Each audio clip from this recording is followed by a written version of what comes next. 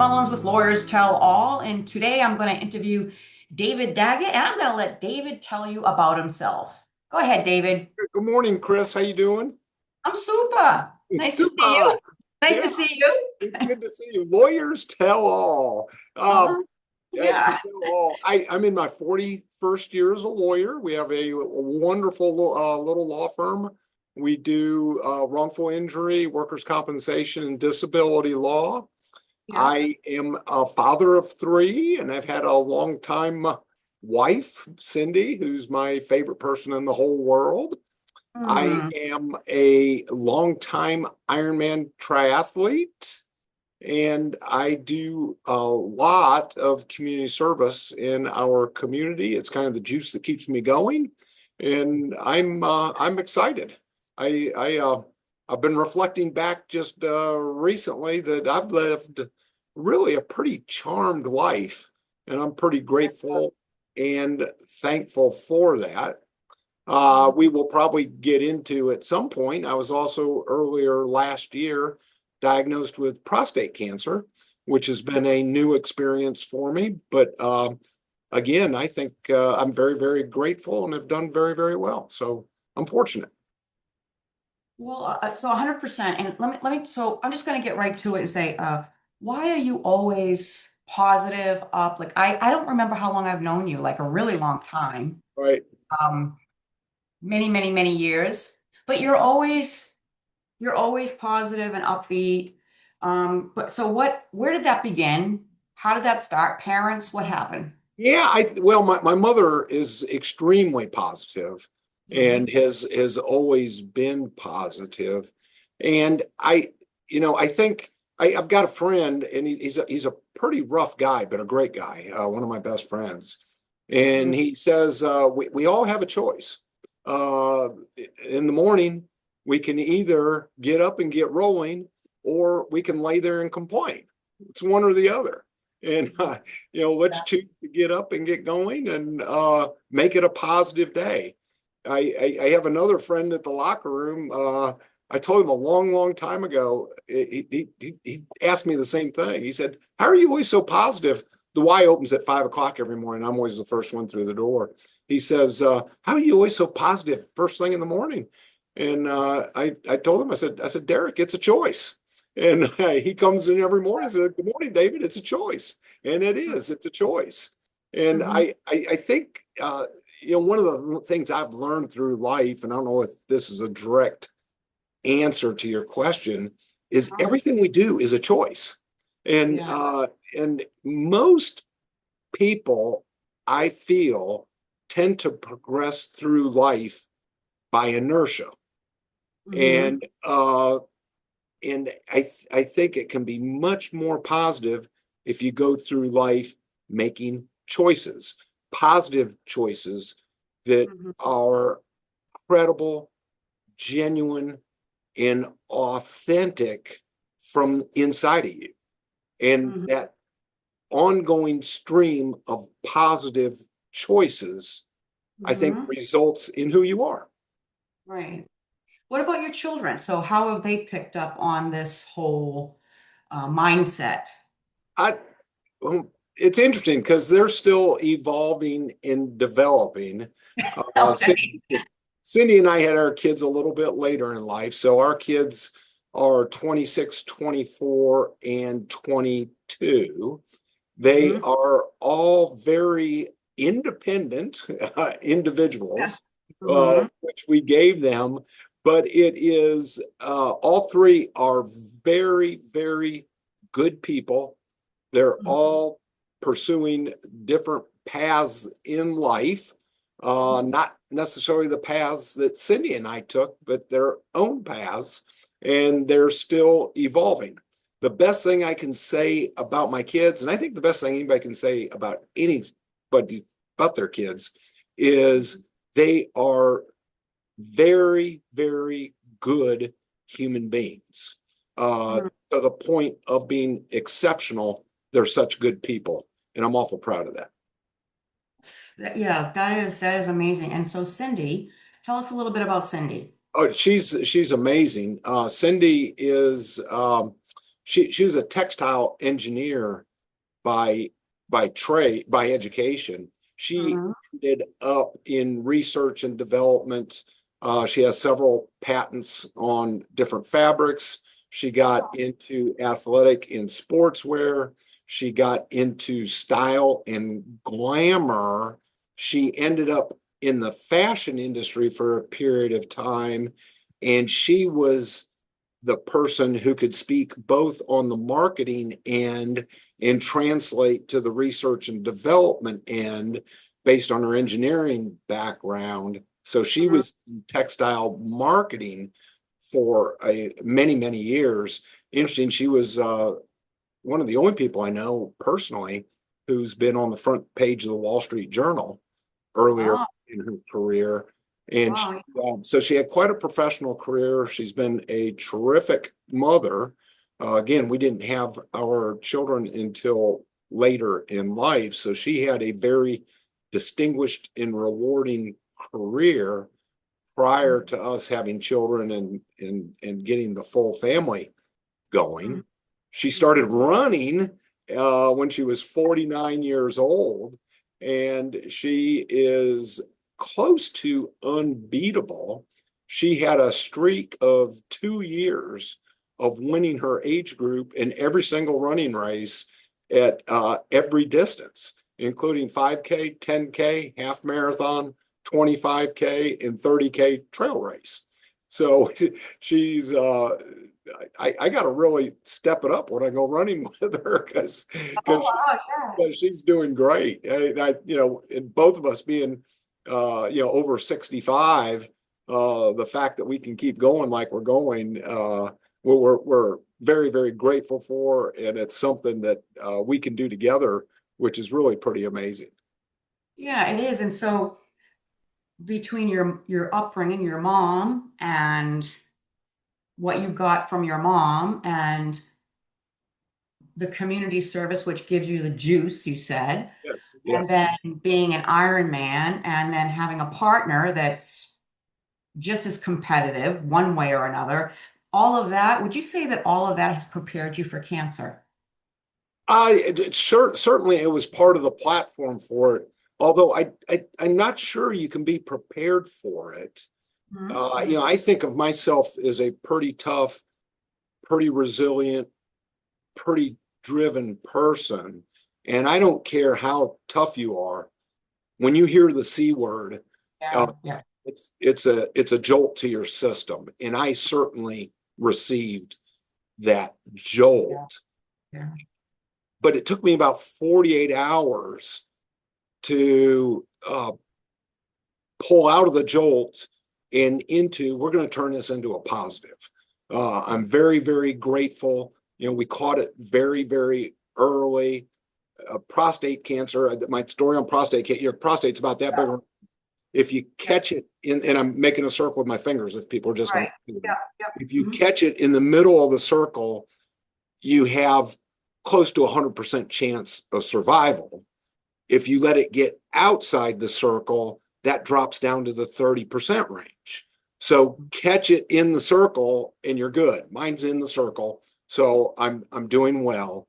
I've but I immediately took that and my position in our community and my visibility Mhm. and have been an advocate for men's health, particularly in the Black and underserved communities where the rates of prostate cancer are higher and they are less likely to pursue treatment or have treatment available to them. Mhm. So I've been an advocate for that, trying to spread the message and spread the word.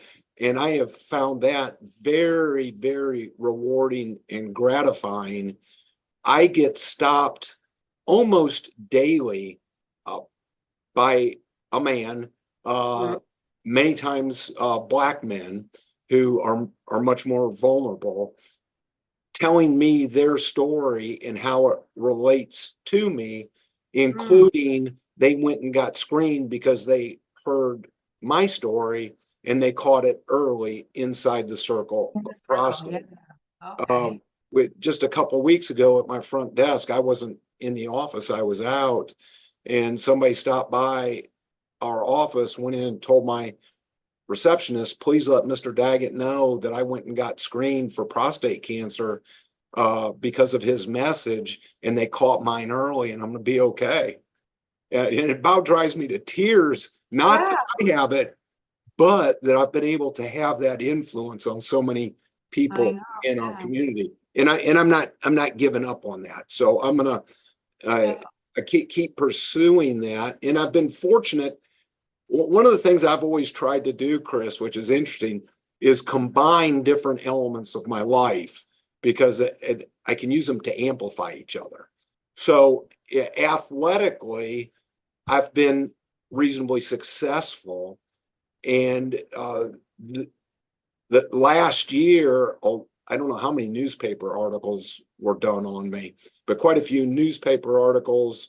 I was on all the major TV stations where they combined my triathlon racing and particularly my Ironman results while battling the prostate cancer Mhm. into a platform to deliver that message for men's health, the message for awareness. And it's been a very, very positive. And it was funny, just Sunday morning, the headline in the sports section was 15 top sports stories of 2025. And the subtitle was NASCAR race came to town and triathlete battling cancer won't quit. That's awesome. I love that. It's a Yeah, good plan. yeah. So I was kind of shocked. I was one of the top 15 stories Mhm. for 2025.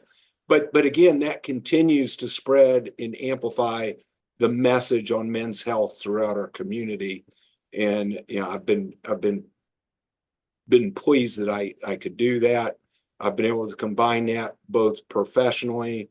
I've been able to combine it with my Ironman racing, and those have been able to get the message out to a broad community. And I think we're making a difference in that area.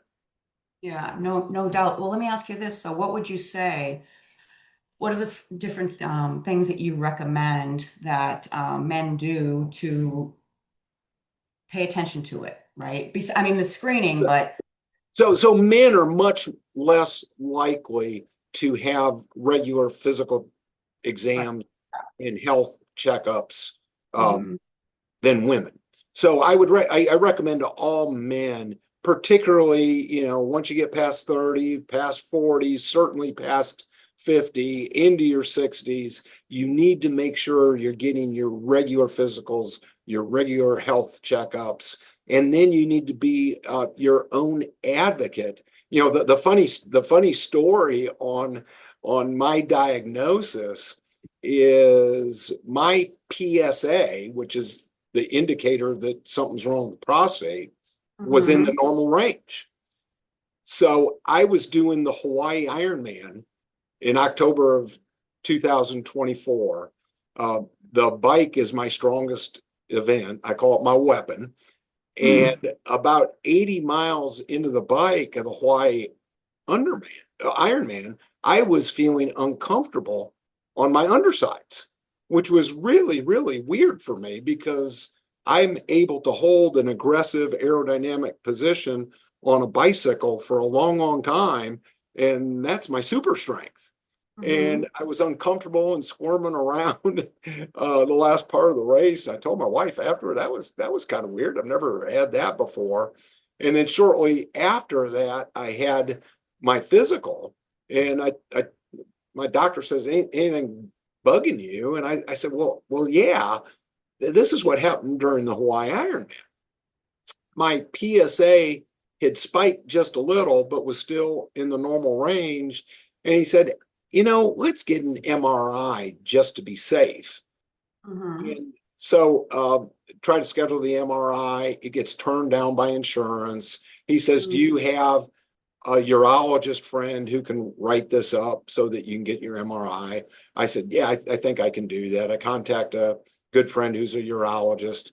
And he said, can I tell you, you're wasting both your time and your money, that your bicycle seat didn't have anything to do with your prostate. And, and he said, but I'll get it for you if you want it.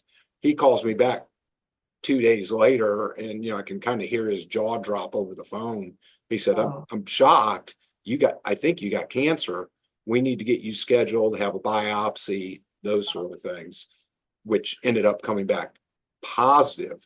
But the point of the story is, at some point, knowing your own health, knowing something that was unusual, telling your doctor and being a self advocate mhm. is very, very important. Also, I think it's important to know physically, know your body, know your health, know what's normal for you, know what's abnormal for you. And if you have something abnormal, don't ignore it. Men, their egos get in the way. I know before I go to the doctor, I always want to take deep breaths, make sure that when Yeah. they take my pulse is low.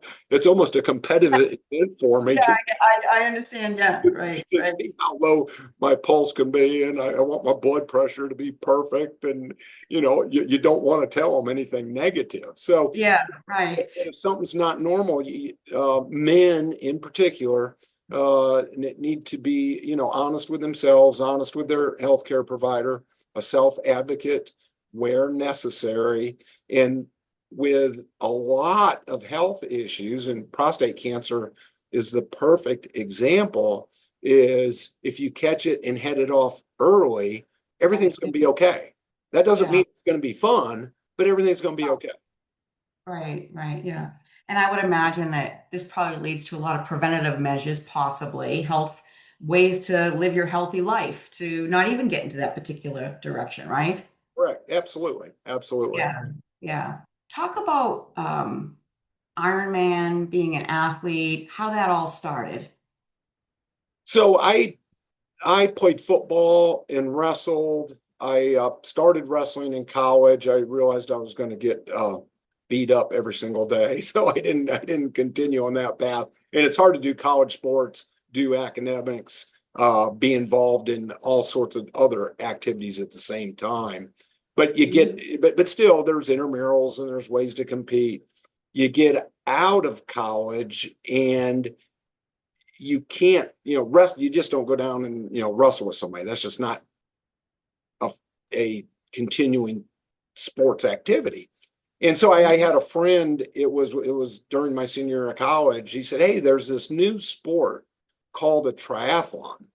And I did, great. What do? You swim, you A bike. new sport? You said a new sport? It was a new sport. Yeah. Oh, wow. It was a brand new sport back then. Yeah.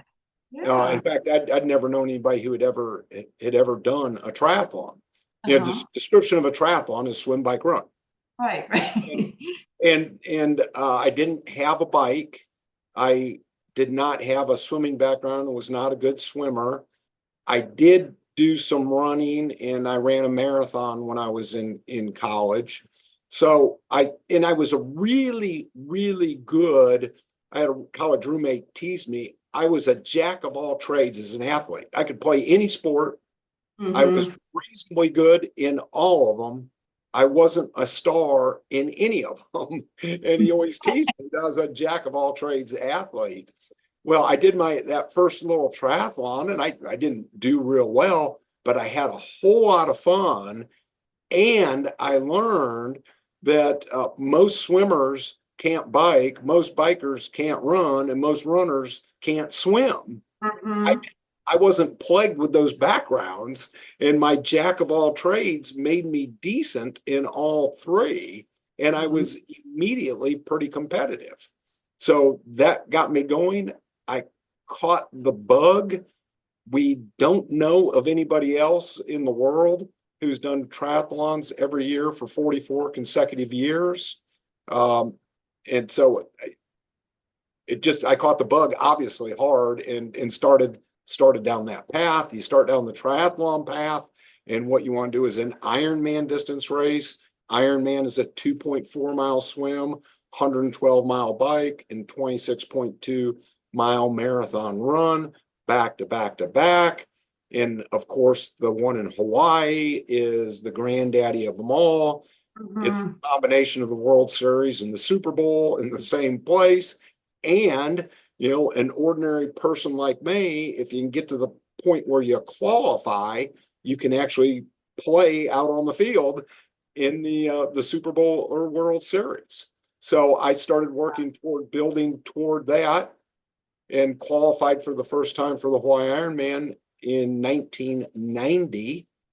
I have now done that event 10 times and have qualified for my 11th this coming October, and have done 35 races at that distance, with 2 more at that distance scheduled this year, and am doing pretty well. You face in those type of events, you run into real athletes. I mean, people that do the Ironman racing, they're not casual, just show up and like a. Give it a try. Yeah. I'm not diminishing a 5K event. I love 5K. Yeah, right. Yeah. Last year I emceed 25 different running events, and I love seeing the people ask why I do that. I love seeing the face of a finisher coming across the finish line. There's nothing like it. And I always say the finish line is the most exclusive piece of real estate in the world, because you can't buy it and nobody can give it to you. You have to earn it yourself. For me, that Ironman finish line is kind of the ultimate, and I love that. I did Ironman Florida in Panama City Beach last November, and I had been on the podium at Ironman races, which is a pretty big deal. And but I'd never won my age group in a full Ironman race, and finally did that in Florida. It was a mission. It was a mission with the cancer. I needed to prove to. I carried on a positive front, tried to take the cancer and turn it into a positive message, but you still inside need to know that you're okay. And I had to prove to myself that I'm okay, that this wasn't going to control me. I was going to control it. And long story short, age group wise, I was first out of the water, first off the bike, first across the finish line, and put cancer on the top of the podium, which also has been very, very helpful in spreading the message for men's health awareness. So it accomplished several things. Sorry, I got a little emotional, but no, it's okay. I would expect it, but also you're okay. Yeah, I'm okay. You're okay. Yeah. You're okay. I tell everybody I'm the best I've ever been. And it was interesting when I first got diagnosed. My doctor, who's wonderful, I love him, Alejandro Rodriguez, and he's world renowned. When I first got diagnosed, I said, "Well, Dr. Rodriguez, can we work around my race schedule?" He said, "Well, what are you talking about?" And I said, "Well, I can't have, appointments and treatment or anything else interfering with my races." He said, "Well, yeah, we can do that." And I think he was a little fascinated by me, because most patients don't ask if they can, work around their race schedule. But after Ironman Florida, I had my appointment that Friday when we got back, and we were going to discuss further treatment options, and had the MRI right before the appointment. And he was a little bit in shock because my tumor shrunk in half and my PSA dropped almost in half. And he said, "What are you doing?" And I said, I am living life with gusto. And I said, I've got a huge community of people pulling for me, and I don't underestimate that one bit. I was at a funeral at a church that I'm not real familiar with this past weekend, and very delightful female minister did the service, and briefly chatted with her afterwards. And she said, I see you sometimes running out around town. And she said, every time you run by, I say a quick prayer for you. And she says, I know I'd never met her before. She said, I know your story.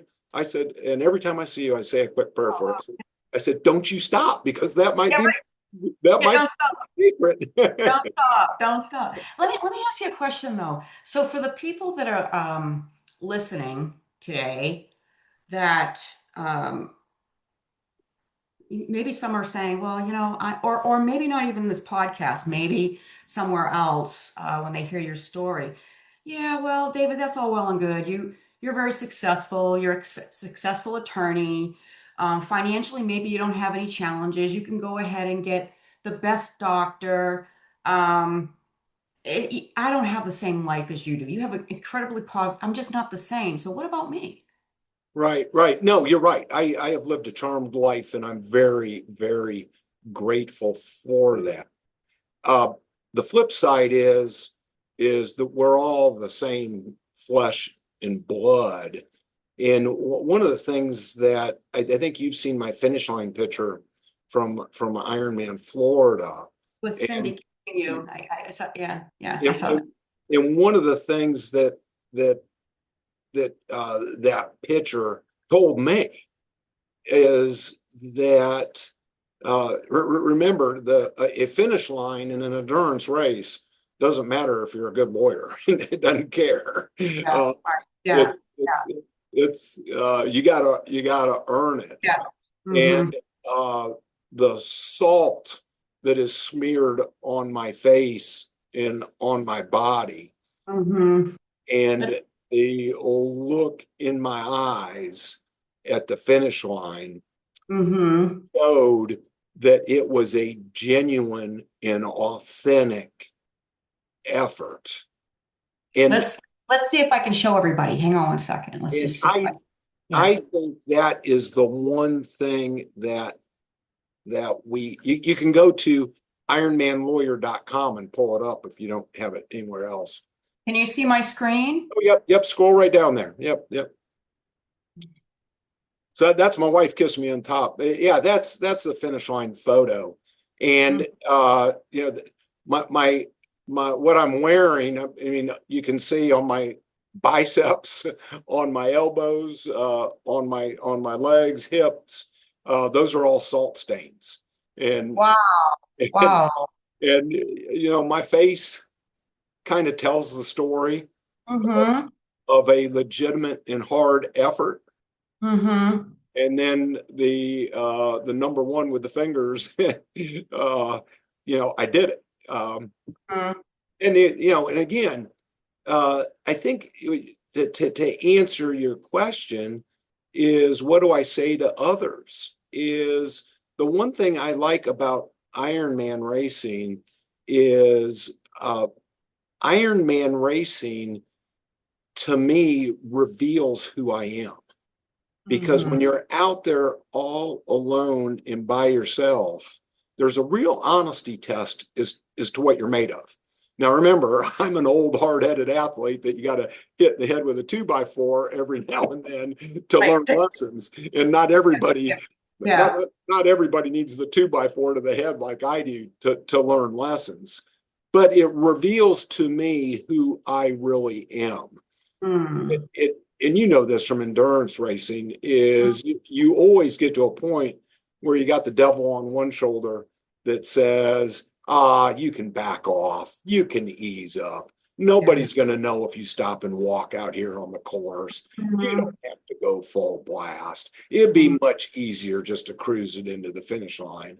And then you got the angel on the other shoulder saying, that was saying to me the whole way, you're going to beat this thing. Let's go. Let's keep it going. Let's keep it going.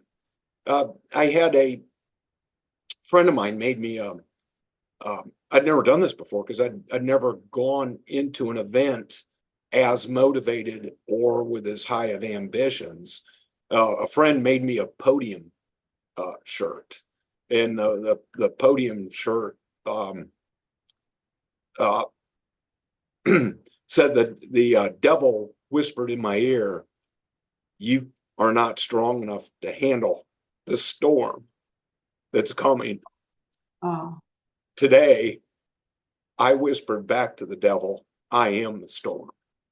And yeah, and that's what I needed to do, was whisper back to the devil, yeah, I'm okay. So to take it back to I strayed from your right, question. yeah, no, Back to yeah, your question.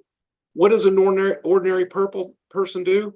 They have to be genuine and authentic with themselves and mm-hmm, what they can pursue. I mm-hmm, was in since then I've been very since I've been diagnosed, I've been uh, blessed with a number of places to give my voice. I was asked to give a keynote address for the 25th anniversary dinner of the Community Care Center, which is a free medical clinic in our area that sees a lot of people every year. And I was asked to give the keynote address simply because of this issue and because of the question you asked me. So there are places to go. There are alternatives.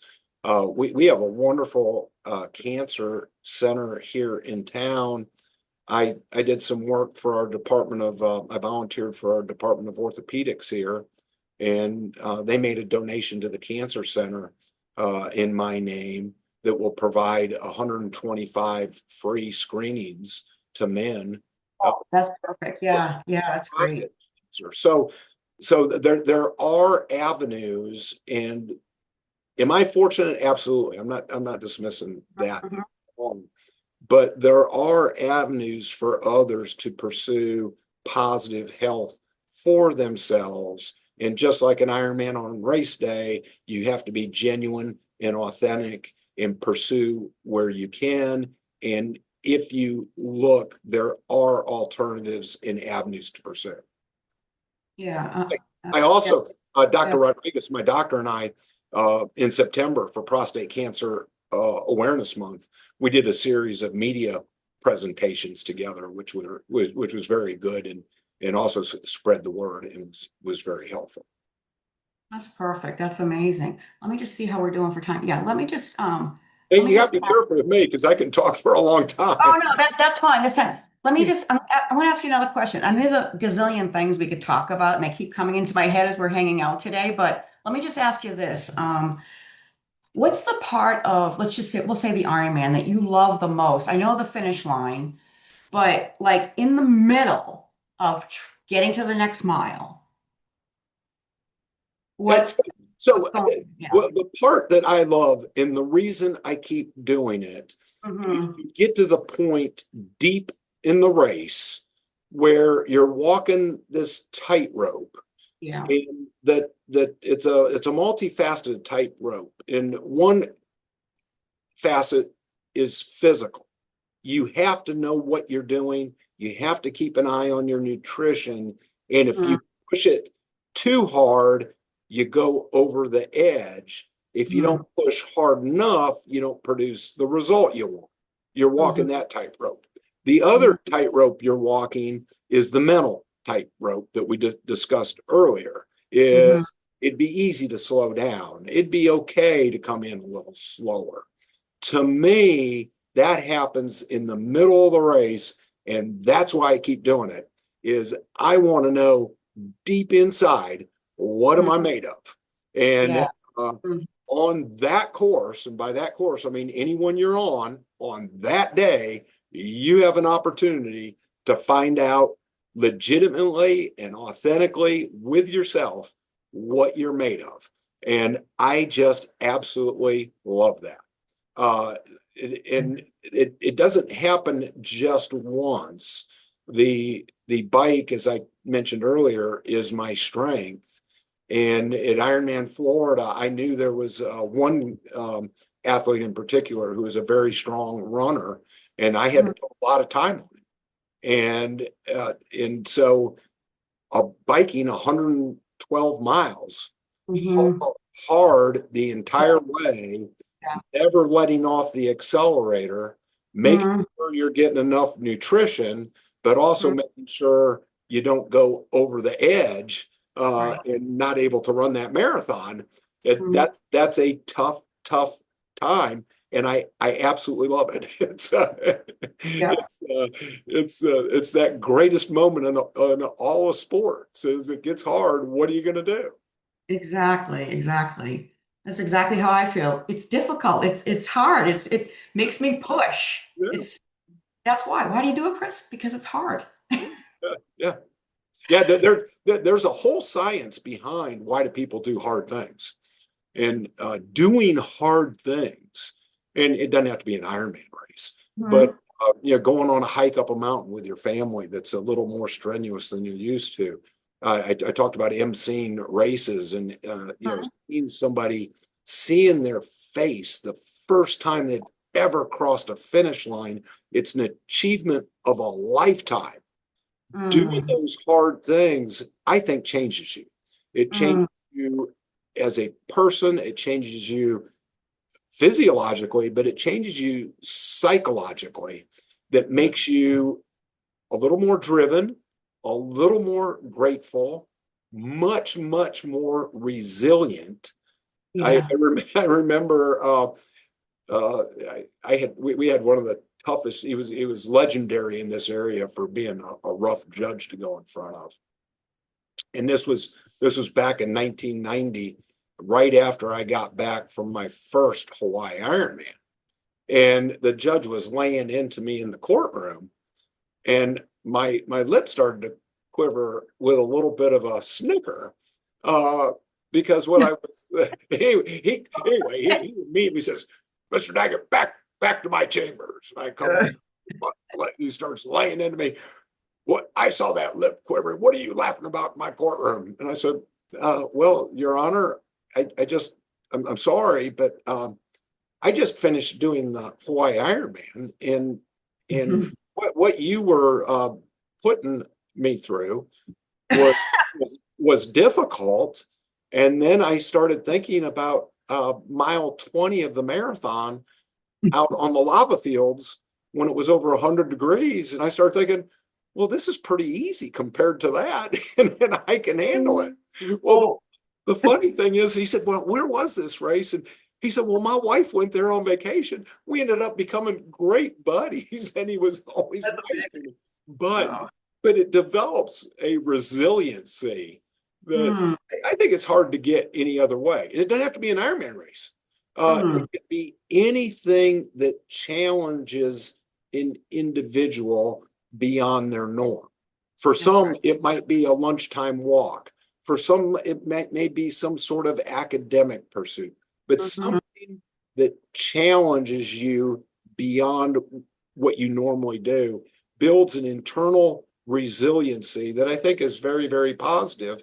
And I hate, winding everything back to cancer. Uh, Mhm. I think that I was uh, the best prepared person to have that news that I know.